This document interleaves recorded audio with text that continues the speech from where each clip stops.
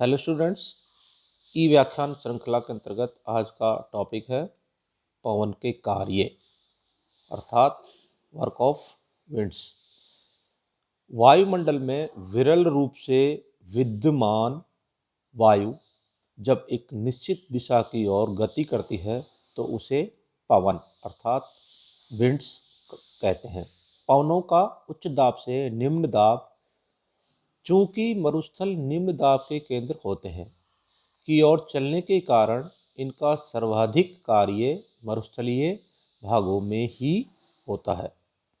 समस्त थल के लगभग 30% भाग में फैले मरुस्थलीय भागों में पवनों के कार्यों को प्रायः दो रूप होते हैं, जिसमें से पहला रूप सतही भाग पर कुछ सेंटीमीटर से लेकर वह 1.8 मीटर ऊंचाई तक रेत के भारी कणों को लुढ़काना। दूसरा रूप होता है ऊपरी भागों में प्रायः 3 किलोमीटर ऊंचाई तक मिट्टी के बारीक कणों को उड़ाना। रेत के कणों को लुढ़काने के लिए वायु का वेग लगभग 5 मीटर प्रति सेकंड होना आवश्यक होता है। पवन के विशिष्ट कार्यों के अनुसार मरुस्थलों के प्रकार: चट्टानी मरुस्थल, रॉकी डेजर्ट जो हमादा सहारा में है, पथरीला मरुस्थल स्टोनी डेजर्ट जो रेग अल्जीरिया में अथवा सैरिर मिस्र में है, तीसरा रेतीला मरुस्थल अर्ग सहारा में है। स्थिति के अनुसार मरुस्थलों के प्रकार: निम्न अक्षांशीय मरुस्थल 15 डिग्री से 30 डिग्री अक्षांशों के मध्य महाद्वीपों के पश्चिमी भागों में स्थित होते हैं। निम्न अक्षांशीय मरुस्थलों के अंतर्गत सहारा उत्तरी अफ्रीका, कालाहारी बोत्सवाना, अरब सऊदी अरब, Thar Bharat Pak, Atacama chilli Peru, Victoria Australia, Sonora Mexico, Namibia इत्यादि है। मध्य अक्षांशीय मरुस्थल महाद्वीपों के आंतरिक भागों में स्थित होते हैं।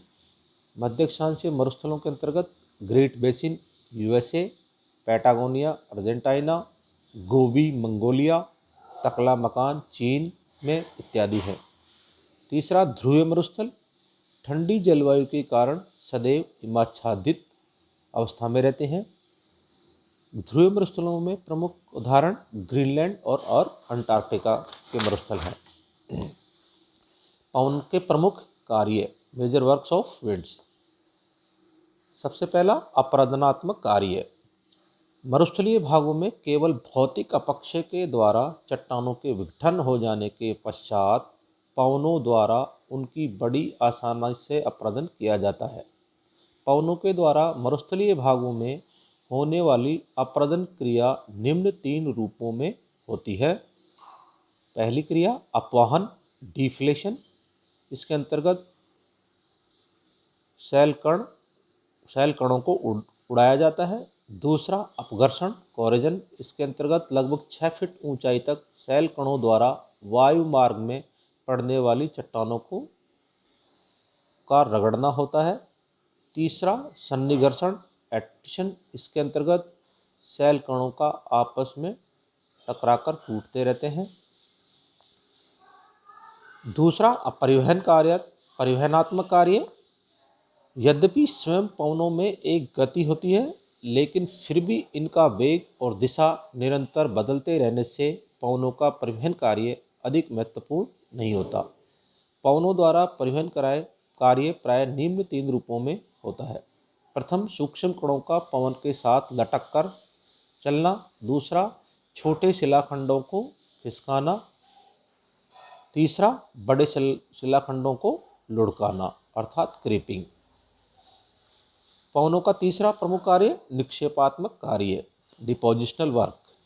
तीव्र गति से चलने वाली पवनें अपने साथ बड़ी मात्रा में अपरदित पदार्थों को उड़ाकर लाती हैं, लेकिन जब उनके वेग में कमी आने लगती है अथवा मार्ग में अवरोध आने लगता है तो वह अपने साथ उड़ाकर लाई अपराधित पदार्थों का निक्षेप करने लगती है।